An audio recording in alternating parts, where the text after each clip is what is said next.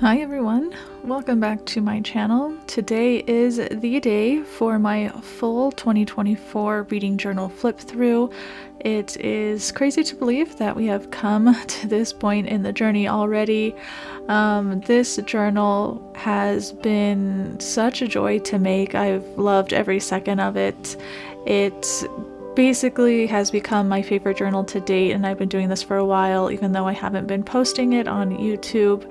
But I loved everything about this journal, from the stickers and the layout to the simplicity, and just including more pictures of book covers, including this, which was my 24 books to read in 2024.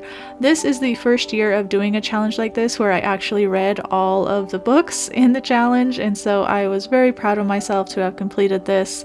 A lot of this was me discovering some new authors and reading some of my favorites. But yeah, I'm gonna give myself a nice pat on the back for completing this challenge. I have my 25 books that I plan to read in 2025, and I'm hoping to continue the success of completing it. But for my reading tracker, I set my goal at 160, knowing that I would most likely reach it, and I did almost halfway through the year, or a little past the halfway mark. My total books for 2024 was 286, by far more books that I ever thought I could read in one calendar year. But it managed to accomplish that, and to be honest, I don't think I want to accomplish that ever again. It was quite the reading year, and I'll go into more detail, but I made sure that I tackled some of my TBRs this year, including my physical TBR. I also made a TBR for the books that I have on KU. That is a subscription that I've had for a long time, and when I first got it, I was reading, like 10 plus books a month on my KU, but then I started to move towards other ways of consuming books through the library or print, but I wanted to make sure that I really focused on reading those KU books this year, so I was able to do that.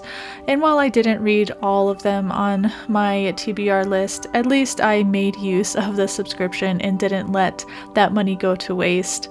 And then I got approved for so many ARCs this year, so I made an ARC TBR, and for those of you who are unfamiliar, ARC means Advanced Reader Copy. So these are just some of the books that I got advanced copies of that I wanted to make sure that I got to, and even though this is such a small percentage of the books that I got in advance, this was a good collection, both some really good ones, not some good ones, but overall my TBRs, I think I did a good job of focusing on those. And then of course we have my ABC challenge, another favorite challenge of mine that I do every year. I was not able to find a book that starts with an X or a Y this year.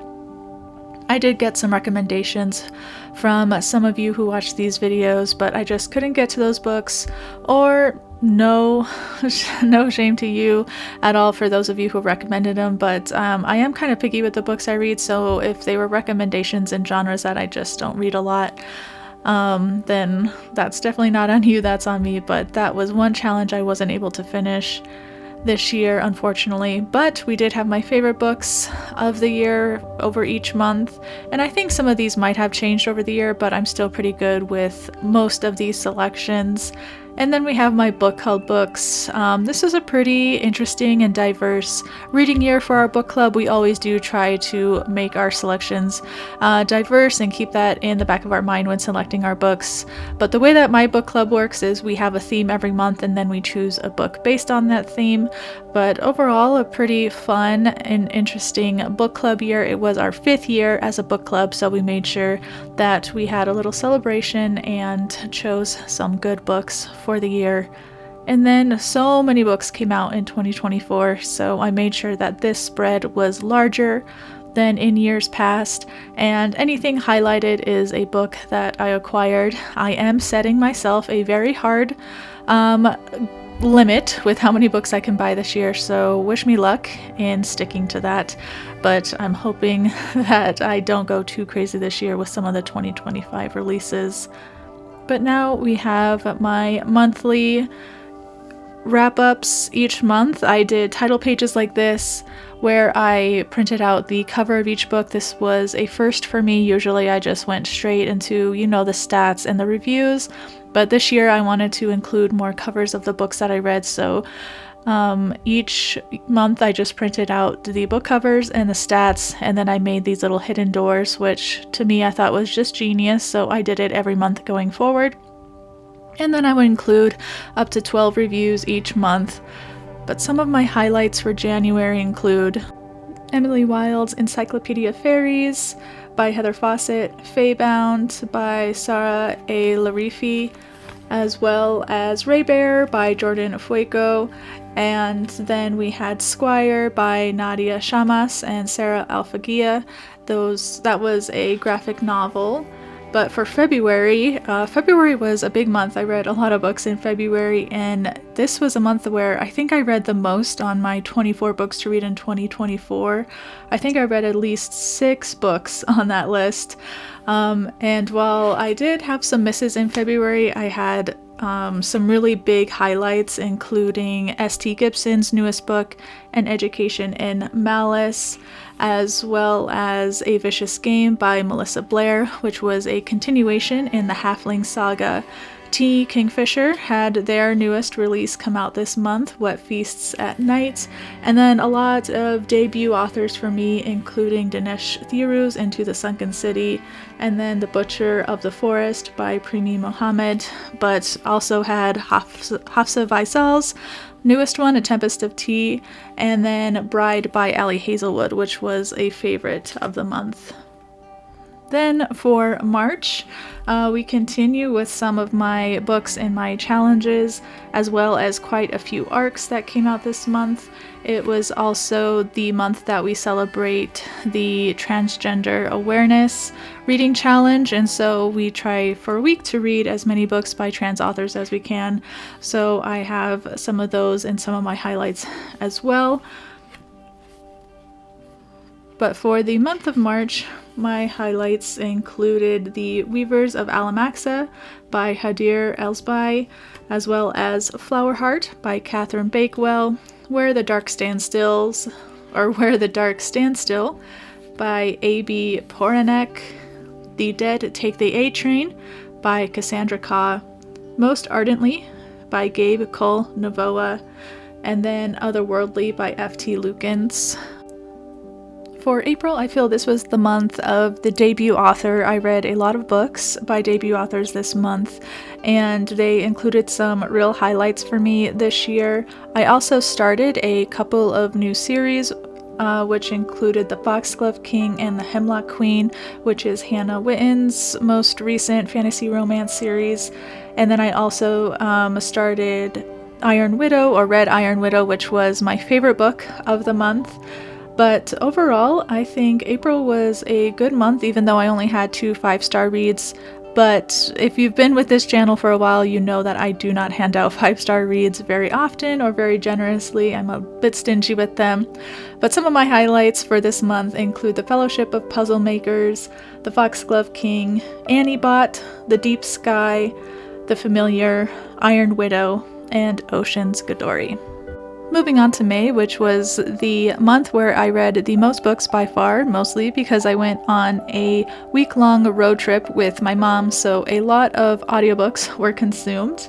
But I had, I think, 4 or 5 5-star reads this month, and it was even extremely hard for me to choose which book was my favorite. I discovered the Garlic and the Vampire series by Brie Paulson, which is the most adorable graphic novel ever.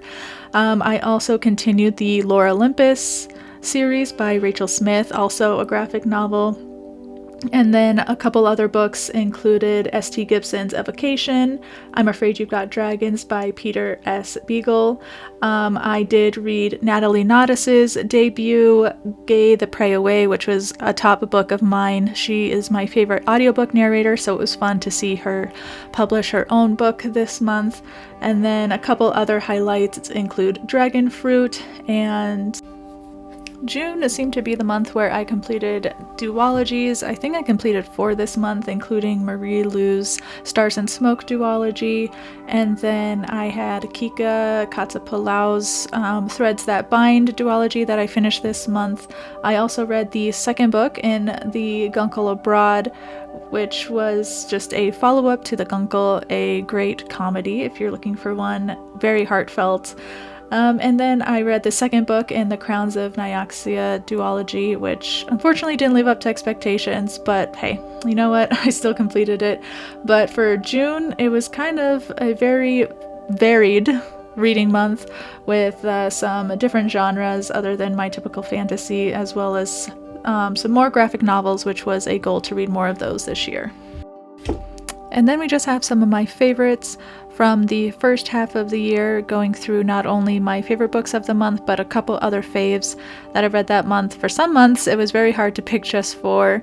Going back, I think I might switch out some of these, but you know what? I made these decisions back in June and I'm sticking to them. So the first half of the year was a pretty good start, and it had me with high hopes going into the second half of the year. But then looking back at July, even the reading apps that collect my stats even pointed out to me that July was my worst reading month, especially in terms of ratings. But overall, I had a really poor time with July.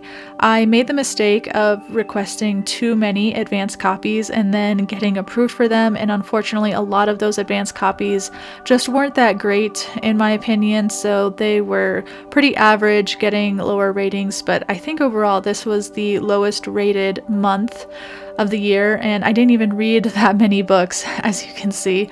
But I did still have some highlights, including Julie Soto's newest book. I'm not the biggest contemporary romance fan, but this book I really enjoyed. I also liked Meg Schaefer's newest book, The Lost Story, and P. Jelly Clark, which is a favorite author of mine, had their newest book come out in August, but again, I got an advanced copy, so I read that in July, and while it didn't live up to some of his other books that I absolutely adore, I still enjoyed that one. So recommend that if you're looking for a novella. But then August, things started to pick up, thankfully.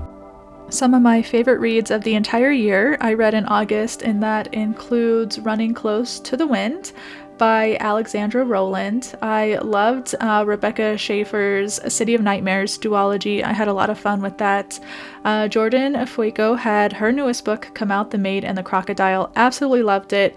And then one of my favorite books, Sarah Reese Brennan's Long Live Evil. I had so much fun with that. So if you like your fantasy to be on the snarky side with a good villain, highly recommend.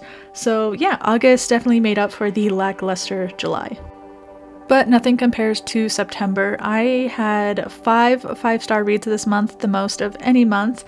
So many of my most anticipated books came out in September, including the finale to the Ending Fire trilogy by Sara Arifi. We also had Saaba Tahir's newest book come out technically on October 1st, but again, I got an advanced copy and read that. So Heir was my favorite book of the month, one of my favorite books of the year. And then I started Tasha Suri's Jasmine Throne series, or actually it's the Burning Kingdoms trilogy, and that trilogy overall was fantastic. And then I also read the Wild Robot trilogy, and it was phenomenal. I actually listened to it on audiobook, and the audiobooks are spectacular. So I highly recommend those, especially if you've seen the movie. The books are just as fantastic. And I also completed my Cozy Mystery Challenge. I put it upon myself to read all of Tanya Kappis's Cozy Campers mystery books. They're less than 5 hours audiobook each, or just a couple hundred pages if you read them. They're on Kindle Unlimited, but they were a great little palette cleanser in between some of these big long fantasies that I typically read. And so it was fun to have one of those to look forward to each week. And I read 38, so it took me 38 weeks to get through that series. October for me was, for most, the beginning of spooky season. So a lot of the books I read were in the horror genre or the dark academia, spooky, witchy vibe genre, as you can see. Some highlights include Night Strider by Sophia Slade, A Dark and Secret Magic by Wallace Kinney. I also read quite a lot of books by Latinx or Hispanic authors because between September 15th and October 15th is Hispanic Heritage Month, so I wanted to delve more into some books by authors who were Latinx or Hispanic. Some highlights for the month included Monstrilio by Gerardo Samano Cordova, A Dark and Secret Magic by Wallace Kinney, The Mountain Crown by Karen Lawachi, A Song to Drown Rivers by An Liang, as well as The Bloodless Princes by Charlotte Bond, On Vicious Worlds by Bethany Jacobs, and Kylie Lee Baker's The Scarlet Alchemist.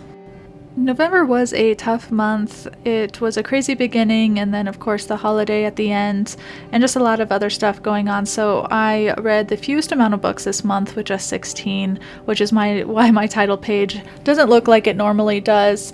But I still was able to read quite a few really good books, including one of my favorites of the year, The Teller of Small Fortunes by Julie Leong.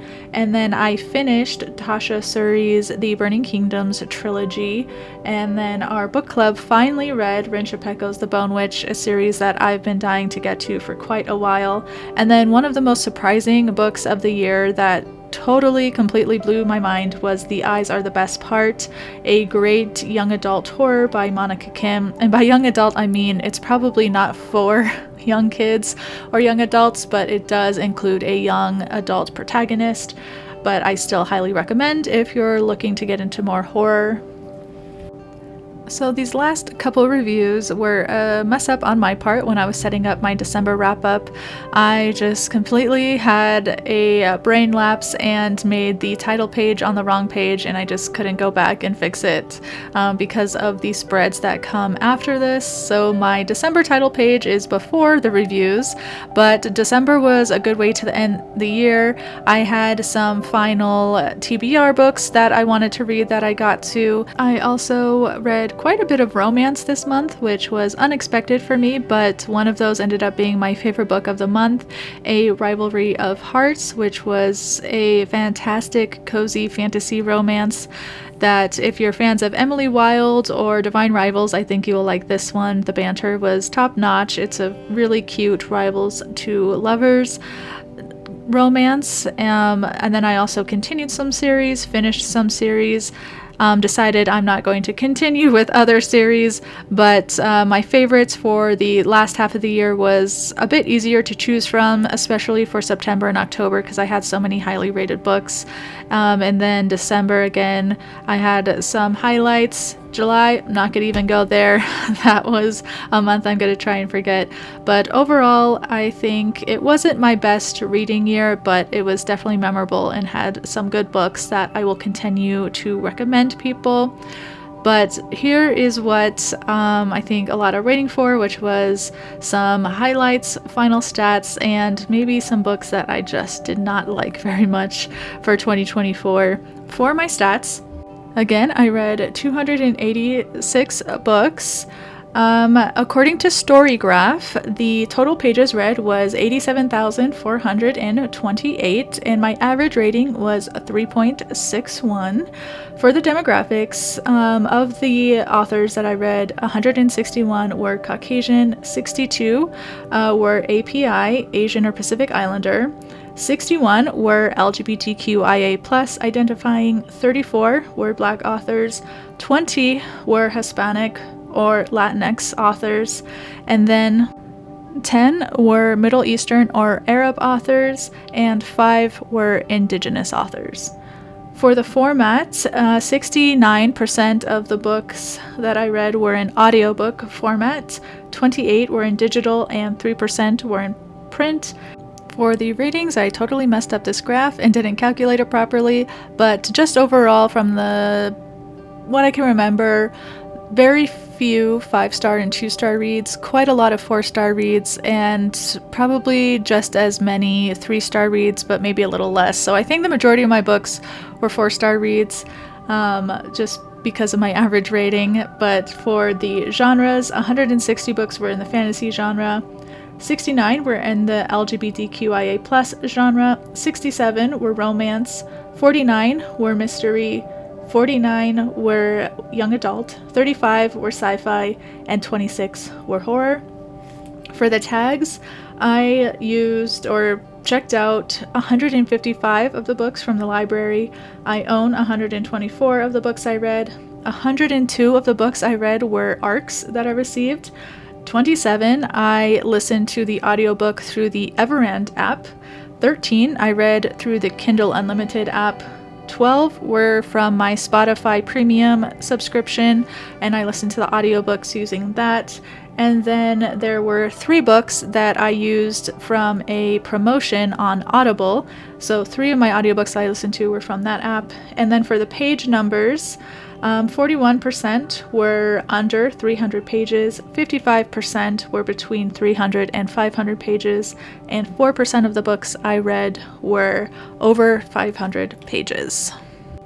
My favorite book of the year was The Teller of Small Fortunes by Julie Leong. My favorite character was from Long Live Evil by Sarah Reese Brennan.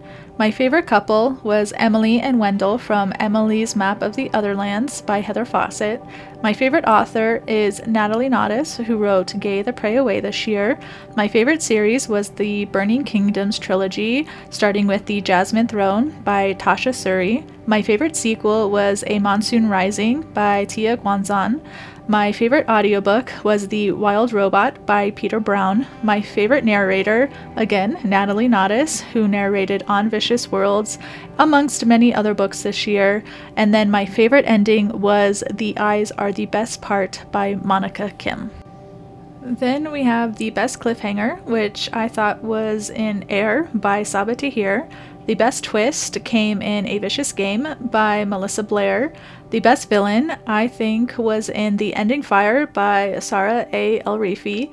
And then we have the biggest surprise, which was just a book that I think surprised me in terms of my expectations, A Rivalry of Hearts by Tisania Odette. The best world or setting I thought took place in Fathom Folk by Eliza Chan. The best ensemble I thought was in A Tempest of Tea by Hafsah Faizal. The weirdest book I read was by far Sunbathers by Linz MacLeod.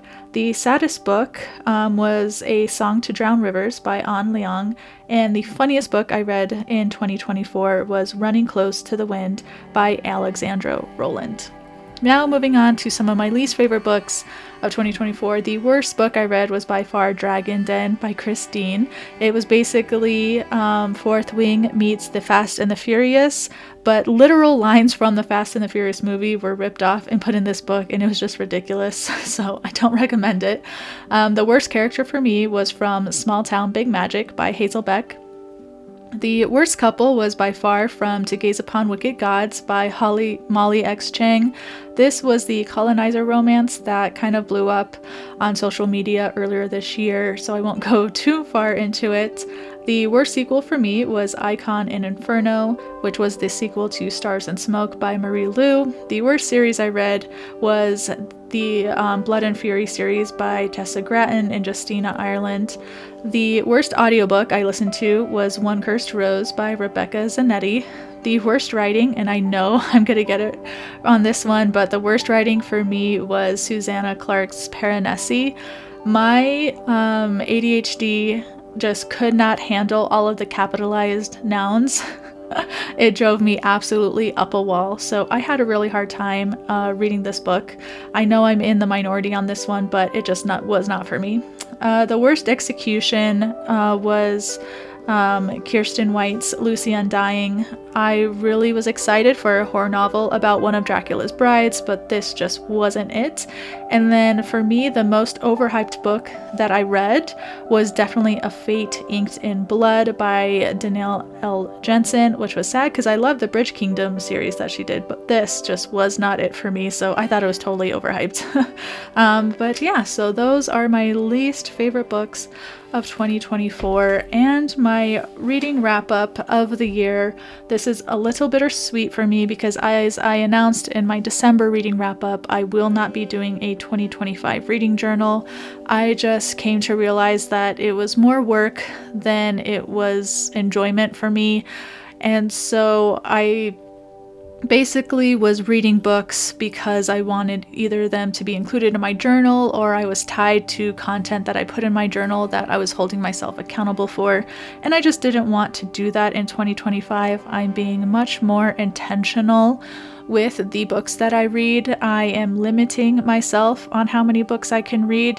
I'm only allowing myself to read 12 books a month, which means I have to be very selective of the books I read. I am only allowing myself to basically request 3 books a month as arcs compared to the 10 to 15 books I was requesting last year to make that more manageable. And I'm just kind of, not trying to put too much on social media because of everything that's been going on. I'm trying to step back from that as well. So I don't know where this channel will go. I might do more long form content in terms of book reviews, book recommendations, and stuff like that. So you might even start seeing my face, which is always hard for a lot of people, I know. But with kind of where the landscape is right now, with TikTok possibly going away and everything like that, I thought maybe this is kind of the time to do more long form content on YouTube and build this channel up a bit more and spend more time on it instead of just doing my once a month journal post. I can do more videos about the books that I'm reading, the goals that I'm setting, and kind of just my reading habits and recommendations. But we shall see. I haven't quite decided yet, so it might be a while before you see another video. But I do appreciate all of you for joining me this year and just showing me some love on my videos, helping this channel grow a bit, and just being so supportive in the comments. I've loved all of your recommendations and all of your support, and everyone telling me how my journal has inspired you to do your own journal. That always just makes my day when y'all tell me that. So I hope that this journal inspired you in some way, and some of my recs were ones that you enjoyed. But again, thank you all for being with me this year. I really appreciate it, and I hope to continue this channel going forward. But as of right now, there will be no more journal content. I do apologize, but you know what? Maybe in 2026, I'll realize that I miss it and we'll bring it back. So we shall see. Never say never. But I wish you all a wonderful reading year in 2025. But until next time, everyone, happy reading.